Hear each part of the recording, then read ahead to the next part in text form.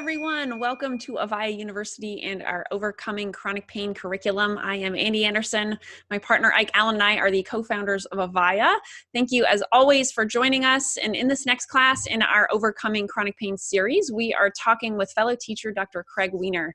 Dr. Weiner has spent decades working closely with chronic pain patients as a chiropractor, a body worker, and EFT matrix re-imprinting and meta health practitioner, among many, many other things. And he'll be talking with us about the connection between chronic pain and unexpressed emotions, as well as unresolved emotional trauma. Amazing, amazing topic. This is so key. This is such a crucial part, in my opinion, for us all to understand, is this connection between our mind and our body, right? Our state of emotions, repressed emotions, unexpressed emotions, unresolved trauma, and all of those things, and how they can relate to the physical pain we might be feeling. So here are some of the key things that you're going to learn about. You're going to learn about the link between ACEs, which is adverse childhood experiences, if you didn't know what that meant, ACEs and chronic pain later in life, and that big link between those two. He also talks about the emotional freedom technique and chronic pain and how you can relate those two things together, and how tapping can help people with chronic pain, and all the different ways that tapping can help release energy, release negative emotions, release past traumas from your childhood, help you resolve those issues that have been stuck in your tissues and in your emotions for a long periods of time. Also, he talks about how to become a witness of your emotions, right? Kind of looking at them from a witness state of mind, instead of being right as attached to them, to witness your emotions. And ultimately, like, where in your body do you experience different emotions? If you're feeling anger, where in your body are you feeling it? Maybe it's a tightness in your chest, maybe it's tenseness in your back or your shoulders, those kinds of things. He also talks about something really interesting, and that is themes to different types of pain. So maybe you're someone who struggles with chronic back pain, and he talked about how this can relate to not feeling able to stand up for yourself in life, right? Linking areas of your body with experiences, emotional experiences in your life, or neck pain being linked to experiences of injustice or not fairness, being unfairly treated, those kinds of things. So it's a really deep exploration of what are the different parts of your body trying to communicate with you about. And I also share a story about chronic plantar fasciitis that I had years ago in my 20s, and coming to the realization of what my body was trying to communicate to me in those times. And I was a big runner back then, and what it was trying to tell me. So just interesting things. I really hope that you enjoy this next teaching. It is absolutely amazing, and we will get right to it. Thank you so much for tuning in, and here is Dr. Craig Weiner. Please, everyone, welcome Dr. Craig Weiner. Hi there. Hi, Andy. Nice to speak to you today. It's nice to see you. Thanks so much for being here and doing this. And I want to go ahead and dive right into this very important topic of overcoming chronic pain. So let's say, for people who have tried everything under the sun to resolve their chronic pain, which is probably a lot of people watching and listening right now, or other chronic health conditions, I know that in your work, you talk about how there's a connection between our physical health and the state of our emotions. So is there actually really any evidence that supports this idea? Tons. There's so much research supporting various variations. There's a great depth and breadth of research. And so here's, I guess, where I'd like to begin is, having been a chiropractor for almost 30 years and a body worker, and most of my work now is as a mentor and trainer in what's called energy psychology, emotional freedom techniques, tapping. So my work has really spanned kind of the body-mind arena quite a bit. And both my clinical experience as well as the research that I've done of the research, there's a tremendous amount of connections when we start to look at, and I know there are going to be so many other speakers that are going to be hitting on some of these points.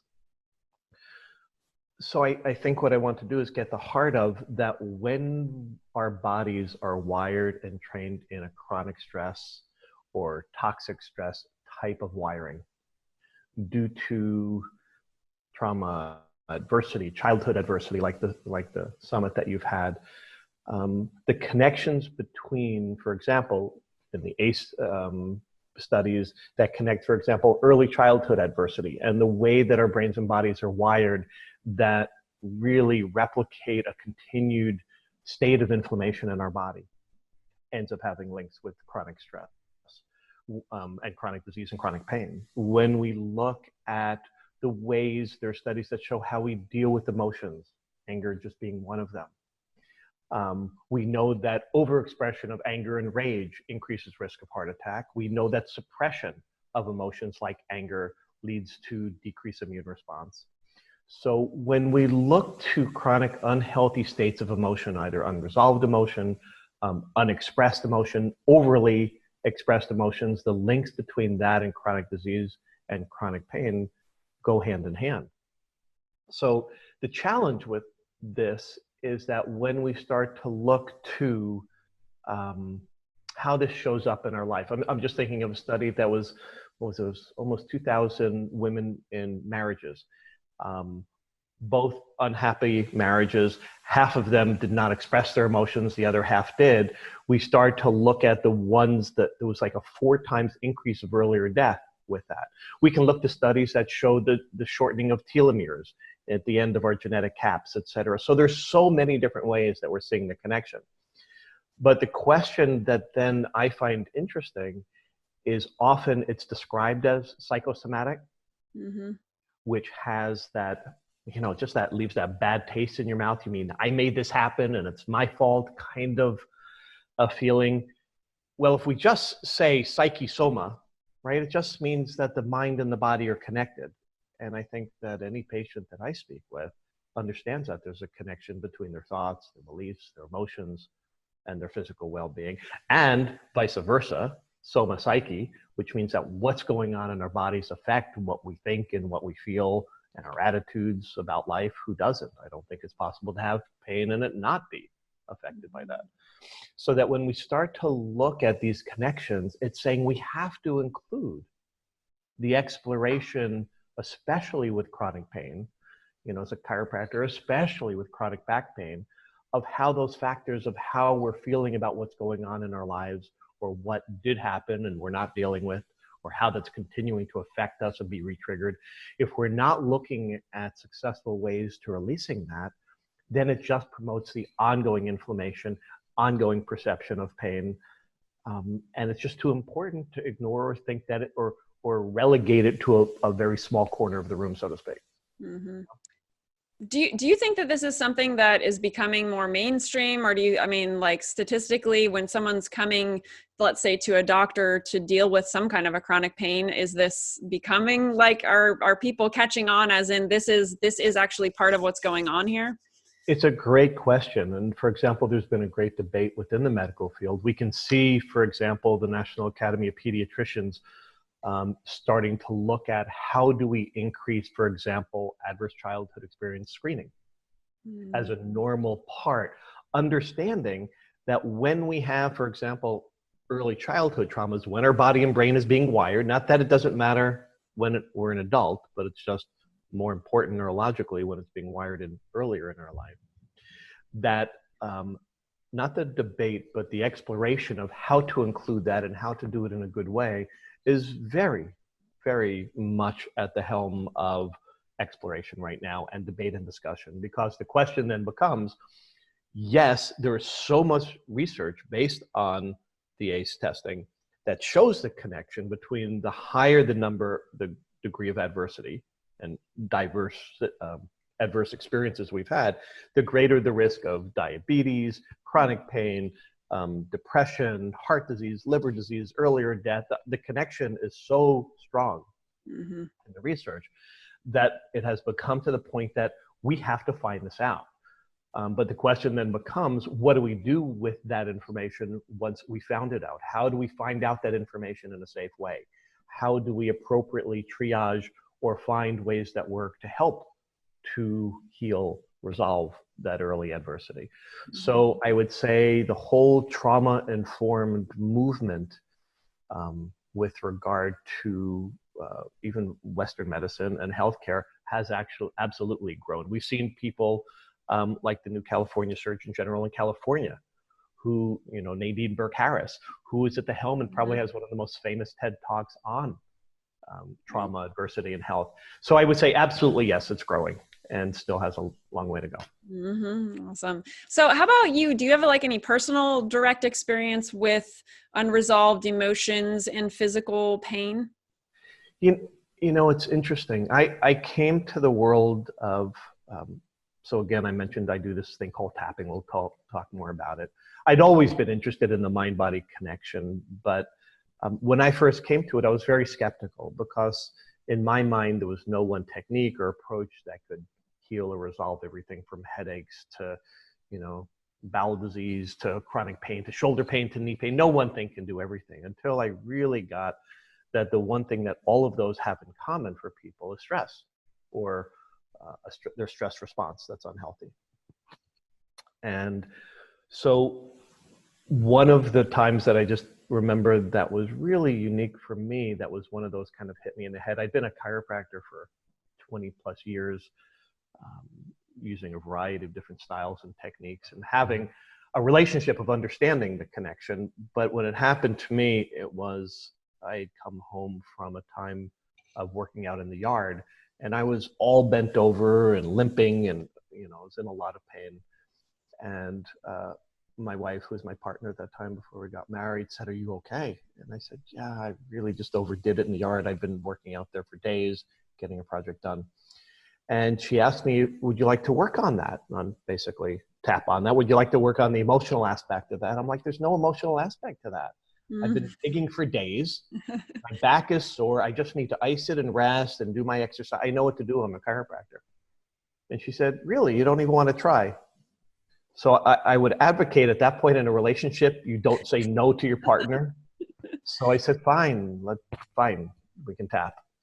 And as I'm beginning to work on and tune into what I was feeling, which was mostly the back pain, what started to emerge was that I was not only frustrated and annoyed, but actually quite angry because it was, I was having to handle a property that I owned and getting it ready for sale. And I was doing all the work and I was feeling really quite angry about all that I had to do and the responsibility and the pressure.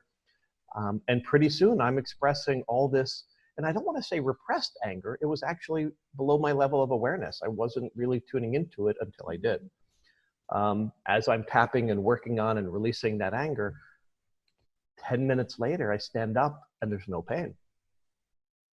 And I literally am bending over. I'm looking for the pain. I'm trying to, because for me, all of a sudden, there's this moment that I realize, what do I do in the office on Monday? Somebody comes in back pain, I do an exam or x-ray, etc., and there's a very logical physical response. But in this case, the logical physical response was totally relieved in a very short period of time by emotional release.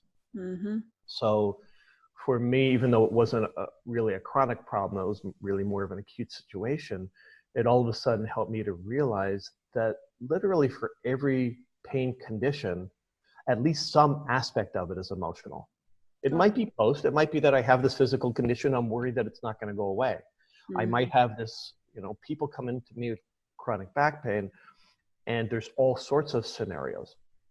So, for me, when I start to look at what might be behind, what might be the emotional aspect for this person, I'm very, very careful with that because they're coming to me with very real physical, not just concerns, but maybe an x-ray, maybe an MRI, maybe, an EMG test. So there's very real objective findings. It's not that there's not a physical condition, but the perception of pain is always between here, not in the physical injury. And if I ask them, have you had this condition and not been in pain? They'll almost all say yes at some point.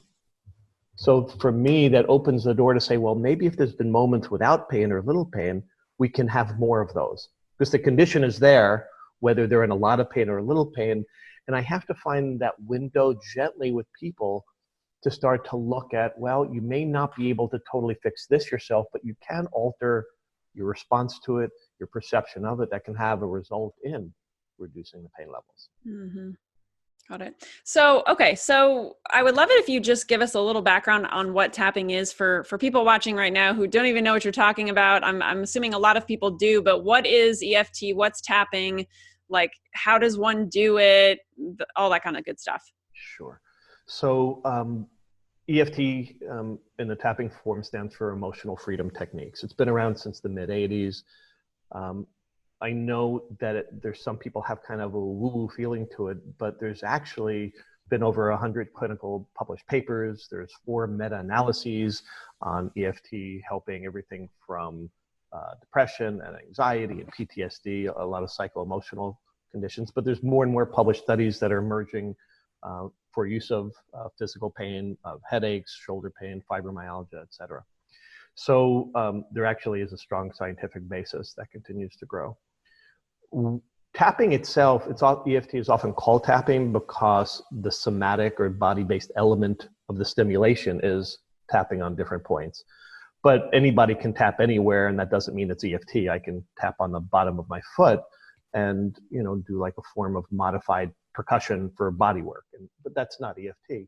But most people, when they see it, end up calling it tapping, so it's often used that way as a term.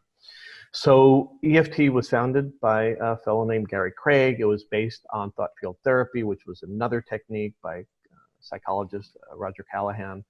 And what it basically is, it has several quite brilliant elements.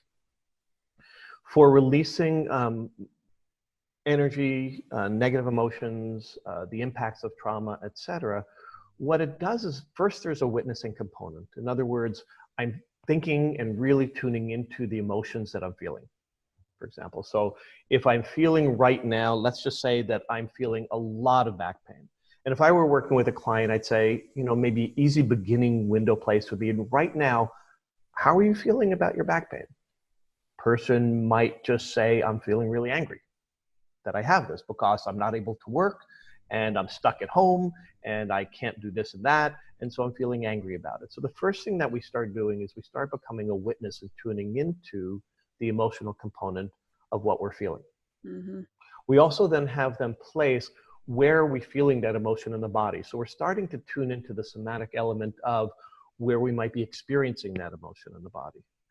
We then add an element of self-acceptance with that, because in the phraseology that we do it. And while we're doing these certain phrases that include self-acceptance, thinking about the quote unquote negative emotions, and then we start tapping. So it might look something like, even though right now thinking about this lower back pain, I'm really pissed off about it. I'm pissed off because I can't work and I'm losing money. Mm-hmm. And I still accept myself. Okay, and there are a lot of variations. It could be, I accept that's how I feel. I deeply and completely accept myself. There are variations. And I do that 3 times on the side of my hand. And then we're going to tap on different points that look like this. Really angry. On the eyebrow, really angry. Feeling really angry.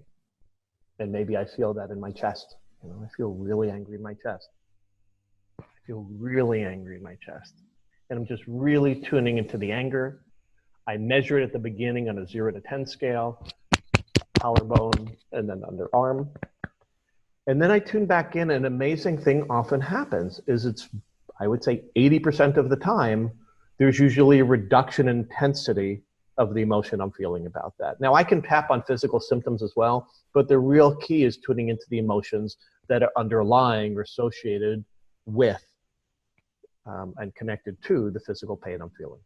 Mm. So while it looks very simple, when we look to the most advanced and current edge trauma interventions, et cetera, what we're doing is we're integrating a way to tune into that which is stimulating and overstimulating our sympathetic nervous system, overstimulating and wiring our thoughts and beliefs and worries. So we're able to counter condition. So we tune into what is the negative that we're experiencing. We do this tapping, which has been shown scientifically to reduce cortisol and stress hormone levels and start to basically increase that part of our nervous system that calms us. Mm. And so all of a sudden I'm having an experience of, wow, that's actually, as I'm tuning into that, I'm not so stressed by that. I'm not feeling so bad about that. Mm-hmm. And so often when we're working at a first level, we're working on what I'm feeling in the moment. Except, the secret is most of the time, even though I'm feeling that in the moment, it's probably only the current rendition of that theme that I'm feeling that has a history. That has a history of feeling either incapable or like the frustration and anger that I can't get over this myself, which has a history that goes back in time with the earlier experiences that felt the same way. And my brain and body are now tuning into not just this current circumstance, but previous circumstances as well. So for example, and then there are often themes. For example, in back pain, what I often see, especially in the lower back, and there's not a lot of research documenting this, but clinically I see it over and over, is often the musculoskeletal system and pain in it often has to do with themes of not feeling able to. Okay. So the back pain, it's like not being able to stand up for myself, or it's not being able to overcome the pressure that I'm feeling in my life. Got it. And so somehow what I will often ask as a chiropractor and as an EFT trainer practitioner, what was going on before this happened? Now, as a chiropractor, I would often think that morning or that day before. What did you do? Did you lift anything? Did you? And often they'd say, no, I just woke up with it. I didn't do anything. As a chiropractor, I was often stumped if they didn't tell me about something physically they did. But now if I ask, is there anything that was particularly stressful, any big changes, anything emotionally, any emotional upheaval in your life, even up to 3 or 6 months just prior to the onset of that? And 9 times out of 10, I'm going to go, yeah, but what does my divorce and bankruptcy have to do with my back pain? Right. Et cetera, right? So, you know, talking with patients that come to me as a chiropractor, for example, I always begin with the physical because I want to honor why they came in with that perspective. But I will listen for those kinds of comments of the emotional stress that was going. And if I start to introduce them to tapping, which I don't always do, it depends on the context, is I'll often begin with the emotion they're feeling about it. There's nobody that has chronic pain that doesn't have some emotions about it. Now, maybe that's 2% of the puzzle. But sometimes if we resolve that 2%, we have them express what they need to healthily, or speak what they need to speak, or heal what they need to heal, whatever that is, it has a tremendous tipping effect on the physical elements of the stress and inflammation and pain that they're feeling in their body. So yeah, it's always an integrated approach. Yeah, you know, it's interesting because it makes me think, right, like it's this big cycle of, let's say a lot of us have had some kind of adverse childhood experience, or whether, you know, big T trauma or not, right? A lot of us have had some kind of trauma. So there's all that past stress that could relate to the development of chronic pain, but then also like when one has chronic pain, how they feel about it and their emotions around having it and not being able to get rid of it. So it's like, it's so interesting to like be, you know, like, I guess, tackling the emotional end of it from both angles, right? From what happened in the past and what you're experiencing now because of it. Yeah, because you have both the ideological, you know, I don't want to say the cause, but at the roots of, perhaps. So the biological roots of the emotional elements of that toxic stress or adversity, et cetera, that made one more susceptible, given genetic components, given intergenerational components. You know, there's all kinds of directions we can go there that we won't. But we'll just say that there's a propensity towards, and then what they experience, and then through their life. So, you know, I also am involved in something called meta health that's based on German New Medicine, and we start to look at what are the triggers in life that connect our subconscious psyche to that early or childhood adversity or trauma, right? Whether it be as early as birth time or early childhood or adolescence, et cetera. So what we have is we have these times of these triggers that feel independent, but are really connected to this almost lifelong process of trying to understand or integrate something that wasn't overcome earlier.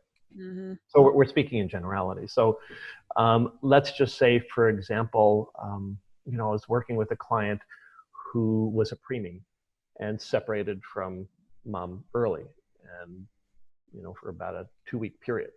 So not as much connection, you know, attachment related issues. And then at points in her life when she felt alone or somewhat abandoned, chronic pain conditions, chronic skin conditions would come back up because it was almost like a subconscious connection to that early situation that she felt unable to resolve because it was wired in from very early childhood. Right. So I often will ask different questions. So when a patient client is inquiring to like, why do I keep having this? Why can't I resolve this? I don't know why I have it. Different questions would be, if you were to have a conversation with that part, for example, people with chronic neck pain often are themes around not fairness, injustice, something that was not within their moral purview that felt comfortable that they were dealing with. So there are often themes around that, not always, nothing's always. But when I ask them questions, I ask them to talk to, if you were to talk to your neck, if you were to talk to your back, and if it was doing this in your best interest, if it was doing this in the interest of survival, if it was, let's just put on that pair of glasses for a moment and just look through that lens, what do you think it might be trying to show you or point out to you or teach you? Just guessing. And it's amazing how often it's like, oh, it's saying it's so frustrated with the situation, this conflict in, what's happening in the politics or the family or whatever it is that they're feeling. And it's like, what might it be trying to teach you that I just, and then they'll come up with some sort of a response. So you can use any sort of just quiet stillness time, self-hypnosis. So, so many techniques for starting to have a dialogue with that body part. And if they're able to, for a moment, suspend that antagonistic relationship, which they're angry at their back for not working or whatever it is, because it's having implications in their life. If you can suspend that and all of a sudden have some compassion and honest inquiry, it often will elucidate information that makes total sense to them. Mm-hmm. And if you look, early pioneer in this was John Sarno, so his work in healing back pain was as an early medical doctor. I really think it was 50s, 60s that he started to say this, that once people just started to recognize the emotional component of their pain and started to dialogue and work with what that meant for them and why they were feeling that and expressing what they needed to express about it, often pain just started to disappear immediately. He had a brilliant, very successful clinic, and he didn't even do necessarily a lot of interventions. It was just allowing and supporting a patient and making that emotional connection and expressing things that they needed to express. So each of us do it at our own pace. Yeah. So like for people watching right now, I know people are coming with all sorts of different kinds of chronic pain. Maybe it's related to an autoimmune disease like fibromyalgia, or maybe it's related to an injury from the past, all sorts of different people coming to this to learn about how to help them with their chronic pain. So is all of what you're talking about, does that relate to any kind of chronic pain, or is there anything it doesn't relate to, like the emotional component? For me, it's a good question. So what I would say is, for example, somebody that comes in from a car accident, and they're like, now, wait a minute, this isn't my fault. I'm not responsible for this. I said, I'm not saying it is, right? So number one, always safety. For me, when working with anybody that's having chronic illness, is so important. So the moment that I pass judgment or put blame or have them have that thought, we've lost rapport and safety right there. So number one is I'm never saying that. All I'm saying is maybe there wasn't an emotional component before. So let's explore afterwards, right? And whether it's so what I was going to say is there's no way you can have a chronic condition of pain from any source and not have an emotional component, not have a stress component. And everybody understands, a stress response. So we can speak to that usually very safely. However, I would say what was going on for the person before the accident may well have been a lot of stress and anxiety that had them being not so aware when they were driving. But, whether we go there or not is really up to the client. Dealing with the underlying traumas becomes a critical part of healing. And I would also say in any chronic condition, and this one I'm going to say really, really softly and gently, but I'll explain it, is anybody that's been dealing with pain for 6 months or longer, you would think that every single part of them wants to get over that, right? Who wants to be in pain? No, I don't know a single person. However, we have to adapt to being in pain, right? In order to survive, we have to become accustomed to and find peace with that level of pain on some level, or we'll drive ourselves crazy. Which means that when we're often working to release that pain, one part that's subconscious that often comes up is a part that has difficulty letting it go. Now, maybe it's fear that it's going to come back. And if it goes, then the closer I get to fully releasing it, the more the fear comes that it might return, and who knows when.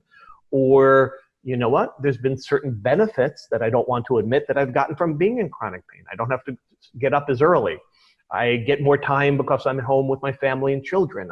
So the secondary gain aspects is often an aspect, and it's just one part of healing from any chronic condition. And I'm always, when I'm working with a client, that's often much later in the process that we're ready and it's safe enough to deal with that component. I look at it as kind of the rudder in a boat, that part that's behind us that we don't see, but is still steering us away from a direction maybe that we want to go in. So all these, it's complex, but sometimes it's simple too.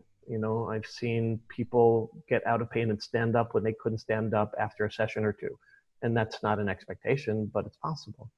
So I think it's my job to always hold hope and possibility, because we also know that one of the most powerful healing effects is placebo. And placebo not in a negative way. Placebo as in what I believe is possible can come true. And we see it all the time. Pharmaceutical companies have to take into the placebo effect into all of their research. So why not use the benefit of that mind-body interaction? I don't like the implications of the way people think of placebo. I think it's one of the most powerful effects we have, and we need to fully engage it and utilize it. So I know I kind of went off. Yeah, no, that was really interesting. It actually just kind of triggered something in me of I used to be a big runner in my 20s, and I was obsessed with running. It was my favorite thing to do. And I had plantar fasciitis a couple of different times. And I haven't thought about this in years, but it was so hard for me emotionally to let go of running, because it was like, I'm one of those people who got out there and had the runner's high. And it was like my connection to spirituality and meditation. I mean, it was all these things wrapped into one, and it was so challenging to let it go. But I'm kind of relating it back to what you said about, like, what is that part of your body trying to tell you, right? And in being in that communication with it, because like, I'm so glad I ended up quitting running and was able to, get rid of the plantar fasciitis. Not only did the pain go away, but like, my family has a very long history of like knee replacements and horrible joints and all this stuff. And I'm like, man, I've always looked back at that. I'm like, wow, is that what it was trying to tell me? Like, this might not be the best thing for you. There's things like biking and other activities that might be better for your body. I don't know. Just yeah, no, I totally. And what I love is the advantage of, looking back perspective, right? Retroactive perspective. But what I try to work with my clients and patients is, what if your body was doing the best it could? What if even the pain or whatever symptoms you're feeling are there for a reason, a greater reason beyond, I get there's the discomfort. I do. I acknowledge I don't like pain. I hate pain as well. But what if we were looking at it through the lens of, how is your body part trying to help you here? How, for example, is the pain maybe forcing you to slow down when you wouldn't otherwise? Right. I kind of look at the body as the cosmic 2x4. God, universe is saying, slow down. You need to take some time off. And you're like, whatever. Slow down. You're going to need to take some time off or stuff. It's like, I have a lot to do here, right? And finally, universe hits us in the body. It's like, now I have to slow down. And I'm really angry and perturbed by it, right? Except on the other side of that is, why might my body been forcing me to take time off? Well, you know what? I'm really ignoring my family, or really ignoring my spiritual practice, or whatever. Yeah. So for me, if I can work with somebody to start to see it through another lens, I know that the boat has already started to turn. and we're moving in a direction toward healing at this point. And it's not going to say that the pain's going to go away tomorrow. Yeah. But if we look at it through that lens and mutually allied, you know, how can I work with my body, and how can I have gratitude and love my body and send it loving signals? I often use, when people are working with their body, I interpret or I switch their body for a small child. I said, if your child was screaming in pain, how would you treat it? Would you get angry at it? Or would you say, oh my God, what do you need? Right. Like, come here, let me just love on you, right? And so when I often kind of insert that analogy of, would you treat your child like you're treating your knee or your back or whatever, it's like, no way. And all of a sudden, then why are you treating your body that way? It's getting the same signals. It's getting the same chemical messengers. You know, the chemical messengers, you know, well illustrated from way back in What the Bleak graphically, you know, when we look back, but our emotions, and, you know, I just sharing an interview I did with Candace Pert, you know, wrote Molecules of Motion, and all of these chemicals are affecting whether your body's healing or not. Right. So which ones do you want to send it? Ones that promote growth and regeneration and healing, or ones that promote inflammation and destruction and degeneration? So you have a lot to say with that. You have your own chemical factory, and what chemicals you're bathing that injured tissue in, you have quite a bit of control over. Awesome. This is just awesome conversation. I'm loving it. There's so many different places to go with it. I really appreciate your work. So is there an actual link between a particular emotion like anger, sadness, whatever, as it relates to a specific kind of chronic pain? Are there links? Yeah, there? I don't tend to go, I'm not going to say there's not, because, however, what I would say is we certainly know that there are links, for example, between anger and heart disease. In fact, there was a study that had, after a raging episode, that for the next 2 hours, your risk of heart attack are doubled. So there are certain, I would say that there are themes, but I try not to put that kind of recipe on somebody, because I've seen one person with their back pain, for example, the first layer is frustration. As they tune into it, it really is anger. But once they start to do that, they start to realize, and so once we're tapping on that and the anger starts to go away, then there's a real sense of sadness that or hopelessness that I'm not able to do this. And underneath that is a layer of being triggered from feelings of being abandoned. And so I want to say that yes, and I don't tend to say, oh, you have this, and therefore you need to tune into this emotion. Everybody is so individual and multi-layered and complex. And I don't think I've ever worked with somebody with a physical pain that only has one emotion that's either unexpressed associated with it. So I'm careful about overly labeling. Even though I know there are themes and connections to different tissues, I'm really listening, because every person is making their own connections given their history and their current circumstances and what they're dealing with.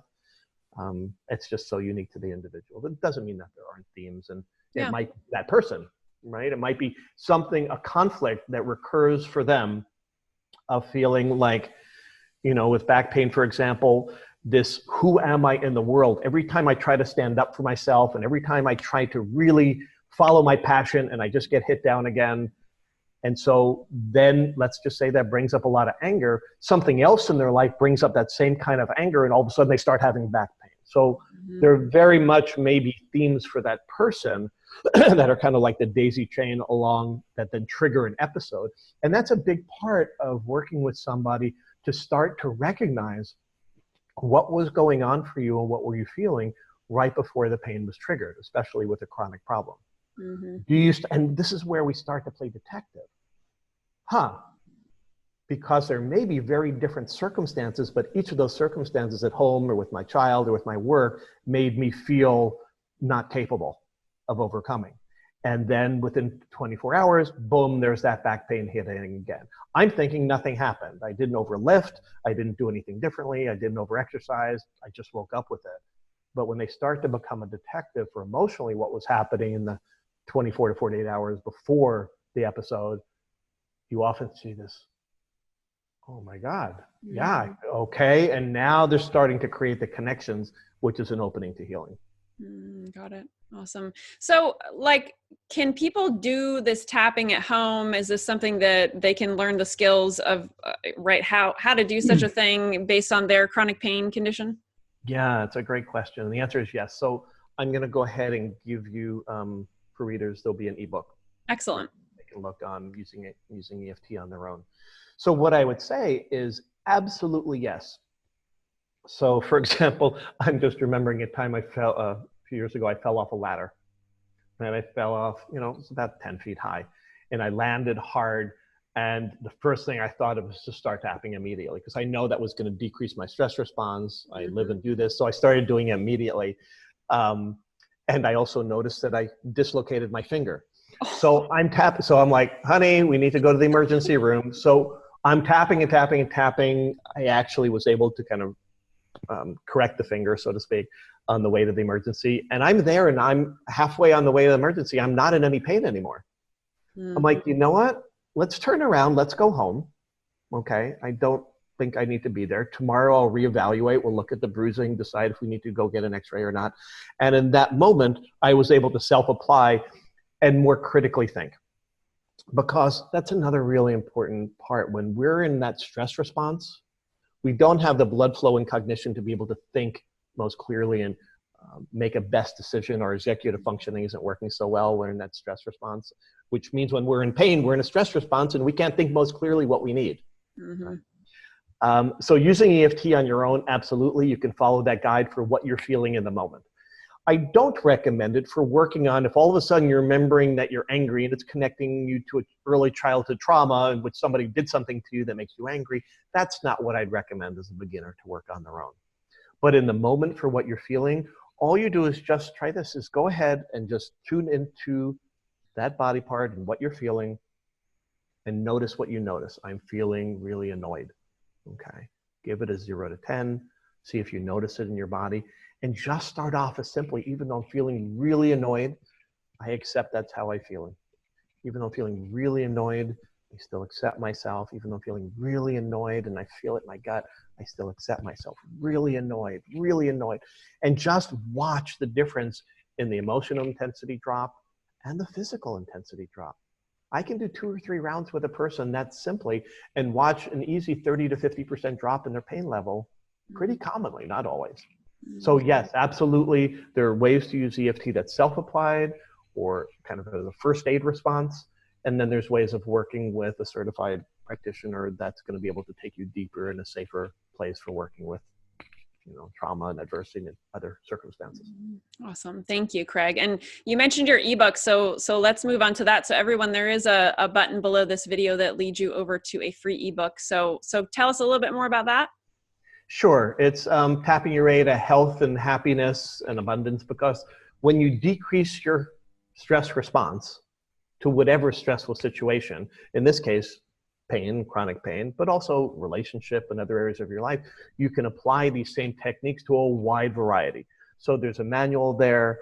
There's information. You know, we run the largest EFT Facebook group. There's over almost, I think there's 10, 15,000 people in the group. So there's lots of ways you can access us. We run trainings internationally and especially through the US. Our website is just the EFTtappingtraining.com, and you can find more information there. And you're always welcome to email me if you have a personal question. I'm happy to help in any way that I can with EFT. And there's other tapping modalities, matrix re-imprinting, et cetera, but that's the primary one I teach. Awesome. Thank you. Everyone, I highly recommend you, if you're even the slightest bit curious about this and how EFT could help you with your chronic pain, I highly recommend you download that book and get started. Are there any last insights? Anything else you want to leave people with before we wrap up, Craig? I just did want to mention, 2 things. One is, if you're interested in the science, we actually created a film, and you can go to scienceoftapping.org, just for those that have that kind of inquiry. But I think what I really want to leave is the summit is going to have a wide array of approaches. There's no best or right one. Tapping, I think, is very simple and efficacious and effective, but often healing from chronic pain is a multi-layered approach. And on the other side of really healing from pain is, what some people call kind of post-traumatic growth, but the resilience that develops from knowing that we can overcome those chronic conditions is always a healing journey that's multi-layered for me, that has emotional components and physical components and energetic and spiritual. So I know being in chronic pain does not feel good, but the opportunity for healing for me is just a tremendous opportunity. And when we can start to see it that way, it's helpful. So.